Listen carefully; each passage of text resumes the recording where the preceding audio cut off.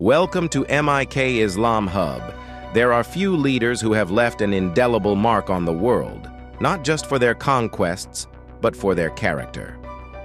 Salahuddin Al-Ayyubi, known to the West as Saladin, was one such man. A warrior, a unifier, and a beacon of justice. He stood as a towering figure in one of the most turbulent periods of human history. The early life of a legend. Salahuddin Al-Ayyubi, Salahuddin's born in 1137 in Tikrit, modern-day Iraq. Salahuddin's journey began in a humble Kurdish family. His upbringing was steeped in Islamic values, preparing him for a destiny that would change the course of history. Initially serving under the Zengid Dynasty, he quickly proved his worth as a brilliant tactician and loyal general under Nur ad-Din, the ruler of Syria. But little did the world know, this young man would one day stand against the might of the Crusaders. The Battle of Hattin, fought on July 4th, 1187, was a pivotal confrontation between the Crusader kingdom of Jerusalem and the Muslim forces led by Salahuddin Al-Ayyubi, Saladin. Here's the story.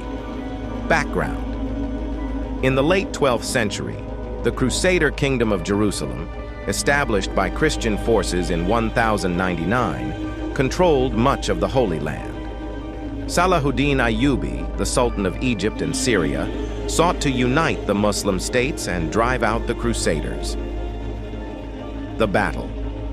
In July 1187, Salahuddin's forces, estimated at 20,000 to 30,000 soldiers, marched towards the Crusader army, led by King Guy of Lusignan, near the village of Hattin in Galilee. The Crusaders, numbering around 20,000, were largely composed of Knights Templar, Knights Hospitaller, French and German contingents. Salahuddin's strategy blocked the Crusaders' access to water sources, used archers and cavalry to harass the enemy, employed a feigned retreat to lure the Crusaders into a trap. The battle unfolds, July 4th, 1187. The Crusaders, exhausted and thirsty, formed a defensive circle around King Guy's red tent.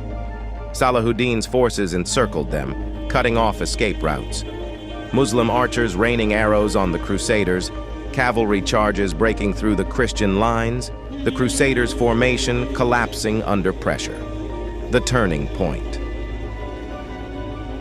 Salahuddin ordered his troops to set fire to the surrounding dry grass, creating a wall of flames that blocked the Crusaders' visibility, increased panic and disorganization, weakened the enemy's resolve.